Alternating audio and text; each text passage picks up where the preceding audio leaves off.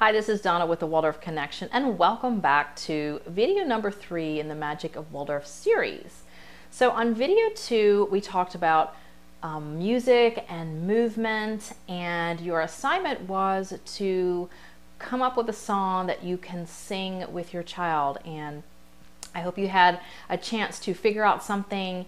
Thank you guys for the comments in the comments below. I appreciate working with you guys on coming up with a song, and at least you have that right to go with so that you can say, okay, I have a song now that I can sing. So on this video, we are going to be discussing the arts and the gift of childhood and all about play, because Waldorf really does have a lot of arts sprinkled throughout the curriculum. In fact, it is really a part of the curriculum as much as singing and movement.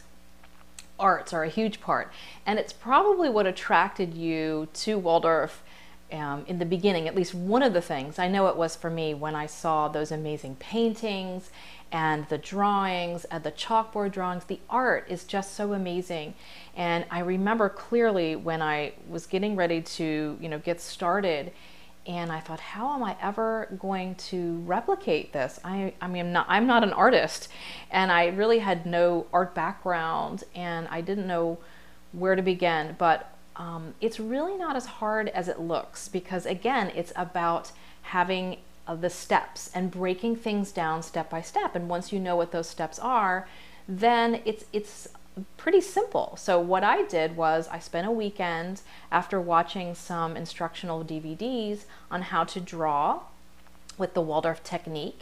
And if you're not sure what I mean, I'll show you here. This is just a picture from a fairy tale from King Thrushbeard.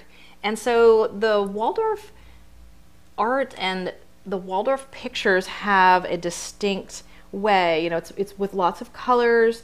The people usually are faceless, and it's very this is actually not a great one because I don't have the background, but it's distinctive. It's done a certain way, and you've seen different if you've seen them on the blogs or in at Waldorf schools, you can recognize it.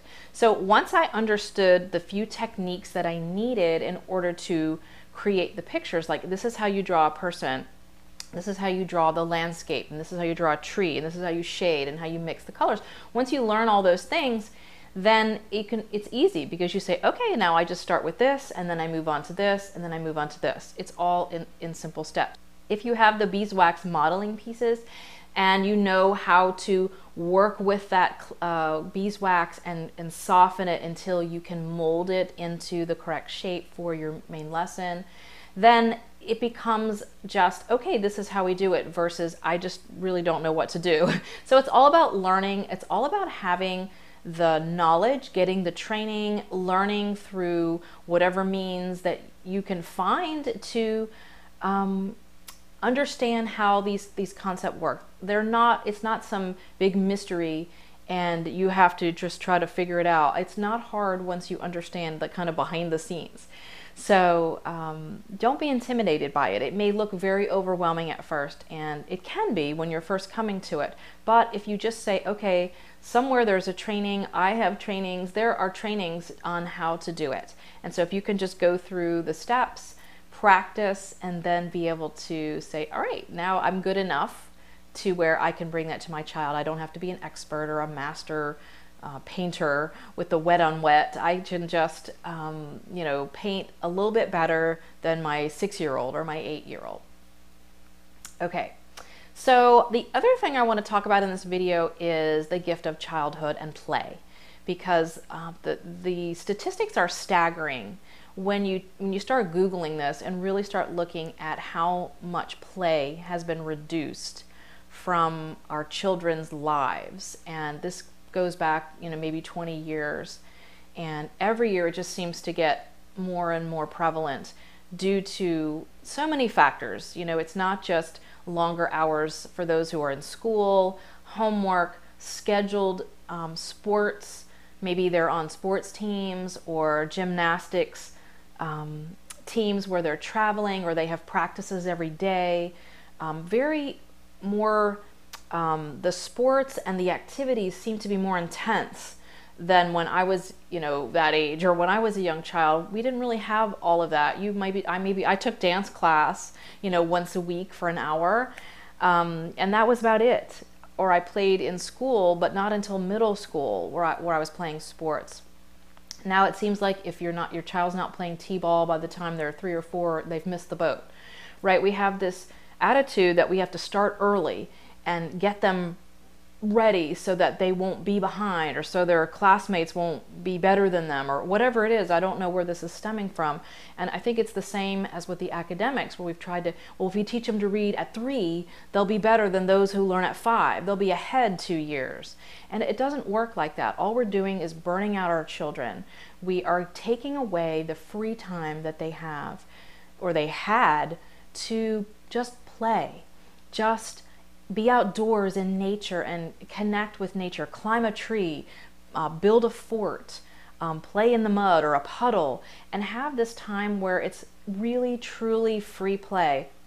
And by free play, I mean there's no structure to it. You're not standing out there going, okay, let's do this. It's just totally your child playing on their own with whatever it is that they want to do, whether they're by themselves or they're with other children.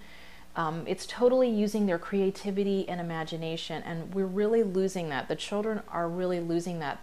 And what deep play and creative free play does, the benefits are just, really amazing, because they're using the brain, they're creating connections in the brain that stimulates creativity and imagination and higher learning later on, problem solving, really thinking outside the box, being able to regulate your child's own emotions, working through role plays with other children in that kind of atmosphere where they can just play, they can make up the rules, there's no one standing over them watching or deciding, oh no, you can't do that, this is how the game's played, right? I remember as a child being out playing kickball or playing tag or whatever. We made up our own rules.